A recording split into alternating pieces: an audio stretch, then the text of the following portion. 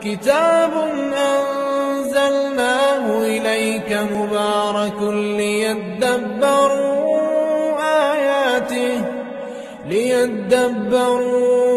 آياته وليتذكر أولو الألباب. Jamaah sekalian, sebenarnya Al-Quran ini, kalau saya boleh gambarkan apa yang saya rasakan dengan Al-Quran ini, saya tidak bisa mengucapkan selain kata wallahi nikmat, wallahi nikmat. Selama anda membaca dan simak Al-Quran, mendengar bacaan Al-Quran, berarti anda lagi berdialog sama Allah subhanahu wa ta'ala. Jamaah sekalian, Al-Quran bukan hanya sebagai obat, tapi Al-Quran sebagai berlindung kita dan mencegah kita dari segala keburukan. Saya harap jangan lewat satu hari belum baca Al-Quran. Jangan lewat satu hari belum membuka ayat suci Al-Quran. Kalau belum bisa membaca, tidak apa-apa, masih bisa simak, dengar CD Murattal, dengar melalui YouTube Murattal ayat Al-Quran.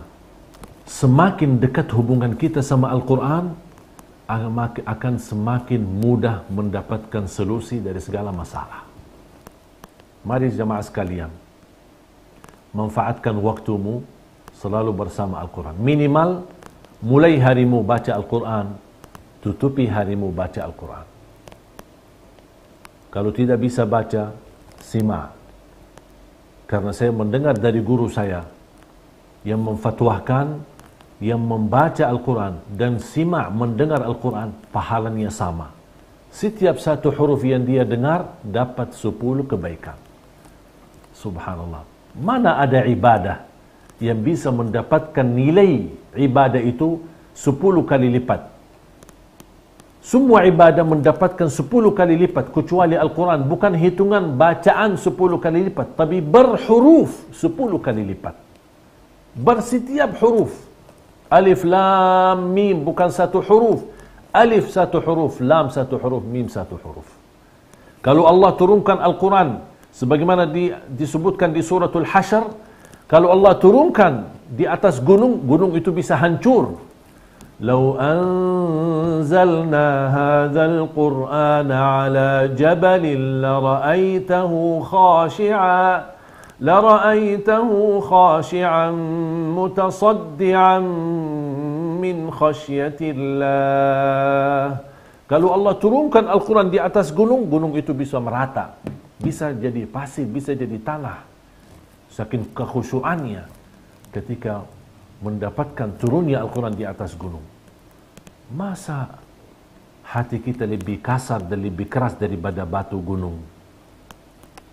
Jemaah sekalian, saya mohon, kalau saya mampu, saya ingin kirimkan surat permohonan kepada semua jemaah masing-masing. Apa isi permohonannya? Mohon perbaiki hubunganmu bersama Al-Quran. Perbaiki hubunganmu sama Al-Quran. Semakin banyak memperhatikan Al-Quran, semakin banyak waktu bersama Al-Quran, akan semakin termakmur waktunya, keberkahan rezekinya, keberkahan kesehatannya, dan dilindungi oleh Allah dari segala keburukan. Satu ayat, ayat kursi. Barang siapa yang membaca ayat kursi setiap habis salat fardu, dia mendapatkan jaminan masuk surga. Ini satu ayat menjaminkan kita masuk surga kalau kita jaga ayat kursi habis setiap salat. Bahkan ketika kita tidur membaca ayat al-kursi, akan dilindungi oleh Allah dari segala keburukan dan bahaya, dan akan dijauhkan oleh Allah dari godaan syaitan, dan syaitan pun tidak berani mendekat. Jangankan menggoda, mendekat pun tidak berani. Keberkahan ayat kursi ketika kita baca di saat mau tidur. Coba bayangkan betapa berkahnya ayat-ayat Al-Quran untuk kita. Sayang sekali, dan saya kadang-kadang merasa sedih, kita umat Nabi Muhammad yang semestinya umat baca, Karena ayat yang pertama yang Allah turunkan kepada Nabi Muhammad SAW, Iqra bismi rabbikal ladzi khalaq. Bacalah. Kita umat baca.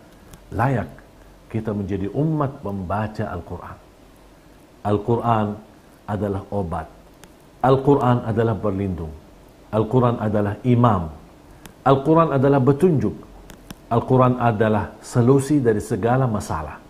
Al-Quran yang membawa syafaat.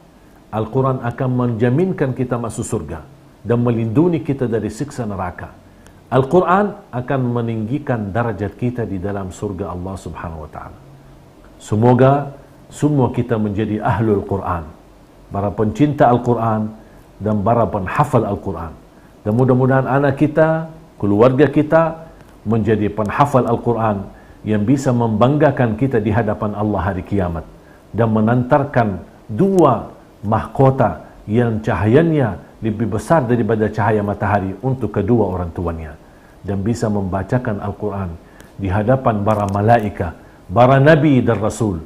Saya yakin para orang tua pasti bangga ketika mendengar bacaan anaknya sendiri membacakan Al-Quran di hadapan Allah Subhanahu wa taala hari kiamat. Al-Quran sungguh nikmat. Al-Quran sungguh indah. Al-Quran sungguh keselamatan kita dunia dan akhirat.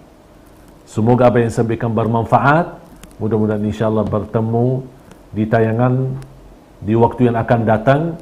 Kita tetap menjaga silaturahim kita. Ini menjadi salah satu usaha dan ikhtiar.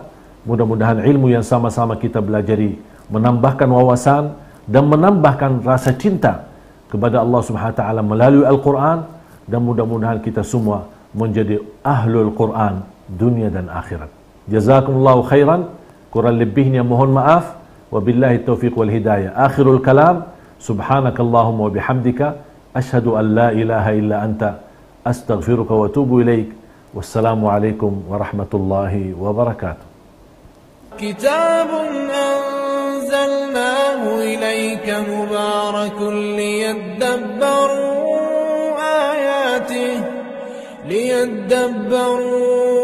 آياته وليتذكروا